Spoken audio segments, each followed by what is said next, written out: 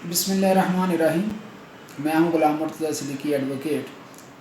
آج ہم Pakistan environmental protection act 1997 جو ہے اس کے حوالے سے کچھ گفتگو کریں گے۔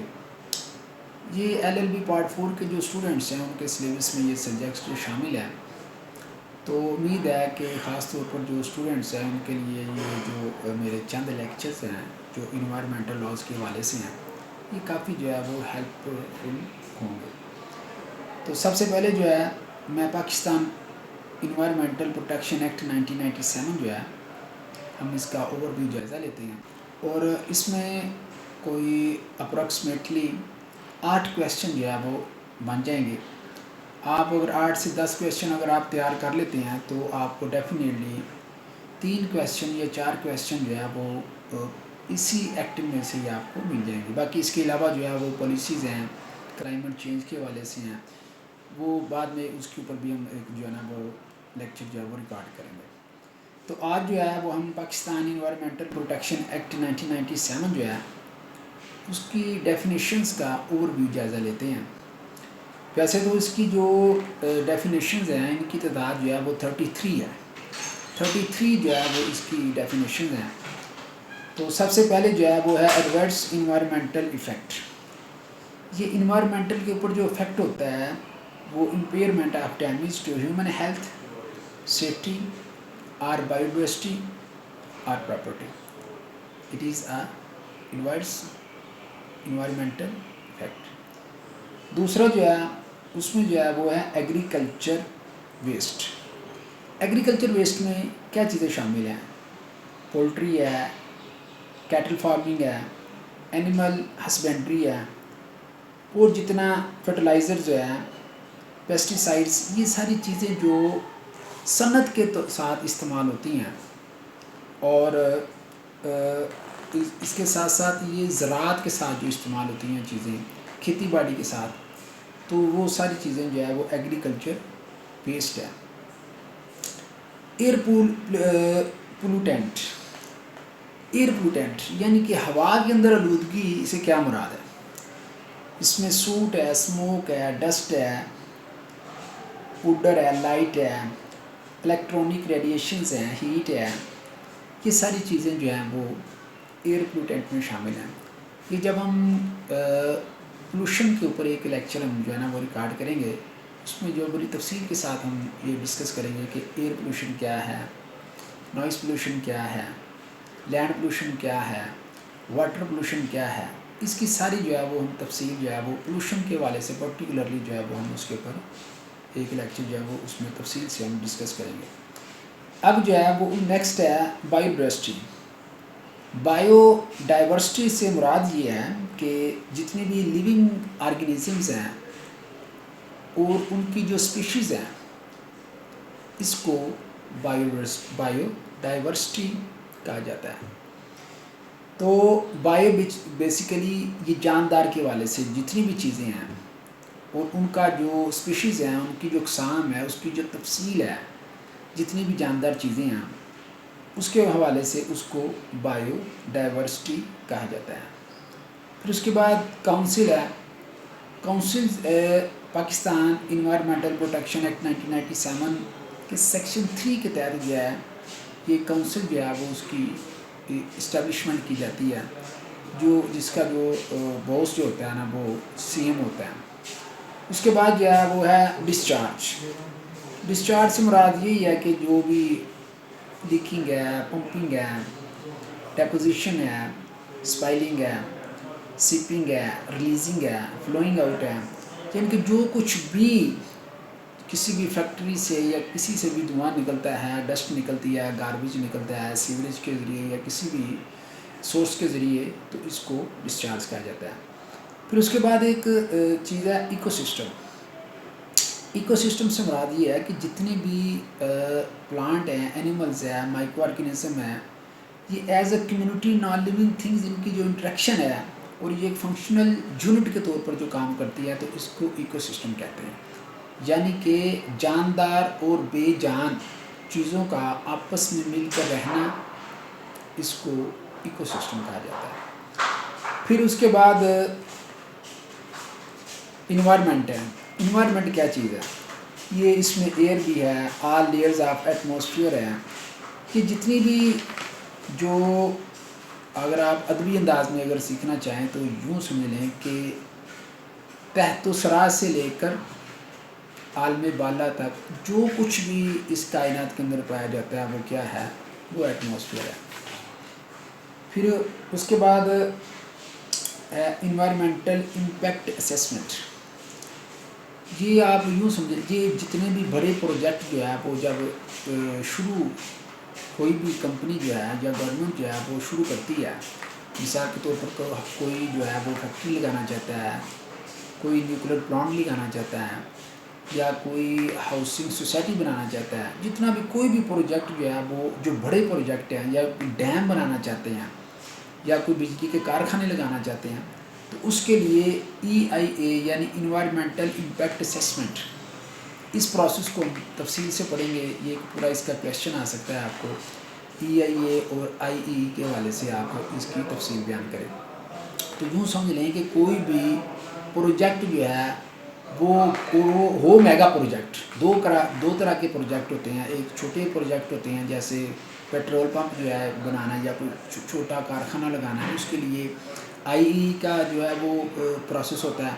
اور اگر بڑے پروجیکٹ ہیں جیسے ہاؤسنگ سوسائٹی ہیں یا کوئی ڈیم بنانا ہے یا کوئی بجلی گھر لگانا ہے یا کوئی نیوکلیر پلانٹ لگانا ہے، تو اس کے لیے EIA انوائرمنٹل امپیکٹ اسیسمنٹ کا پروسیس جو ہے وہ ضروری ہے. یہ اس کی تفصیل سے ہم اس کے اوپر لیکچر ہم جو ہے نا وہ ریکارڈ کریں گے.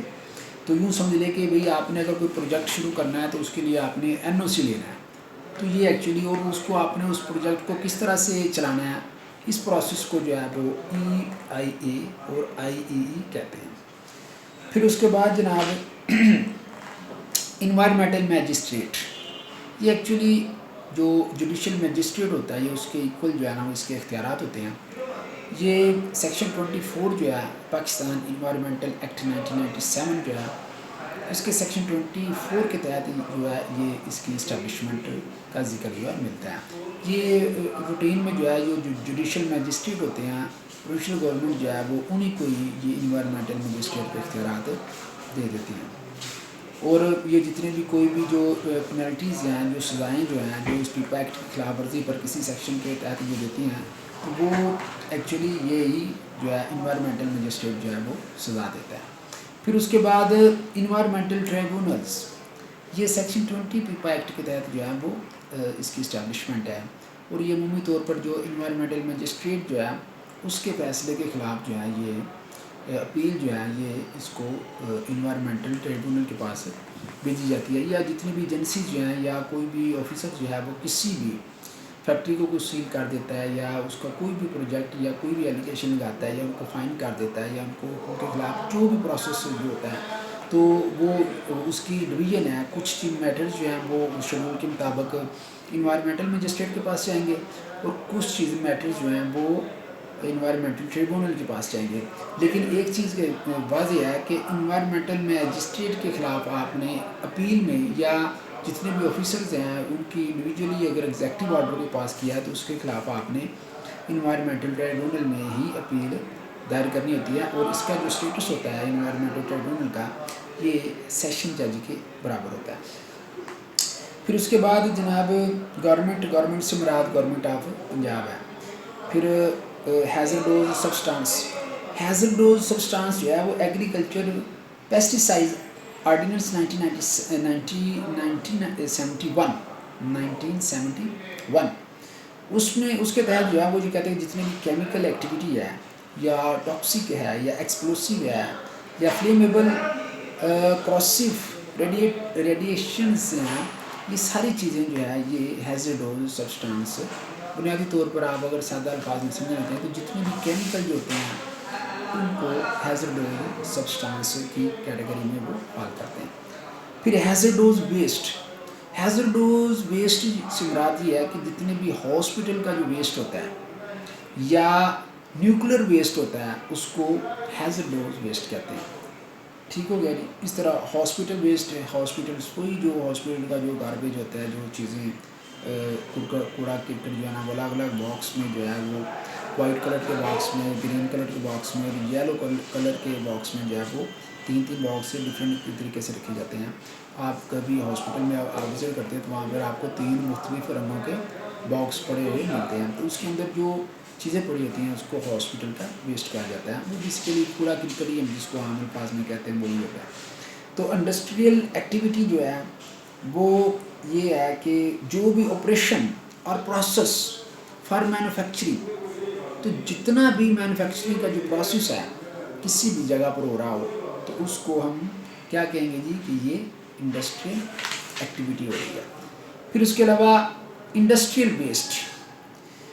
انڈسٹریل ویسٹ سے کیا مراد ہے؟ انڈسٹریل ویسٹ سے مراد یہ ہے کہ جو بھی waste in resulting from an industrial activity, یعنی انڈسٹریل ایکٹیویٹی کے نتیجے میں جو بھی ویسٹ ہوگا اس ویسٹ کو ہم کیا کہیں گے؟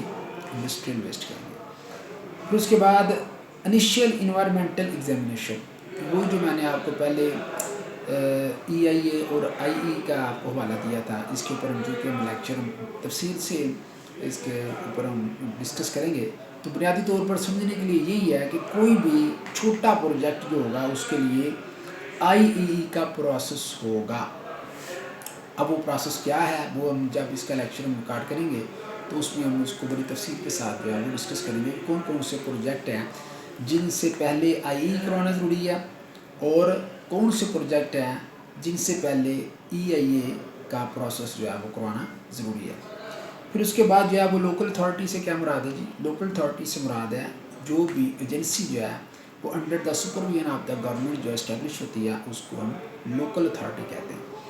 پھر لوکل کونسل جو ہے، لوکل کونسل کا جس کی establishment under the Pakistani environmental protection act 1997 ہوگی تو اس کو ہم لوکل کونسل کہیں گے.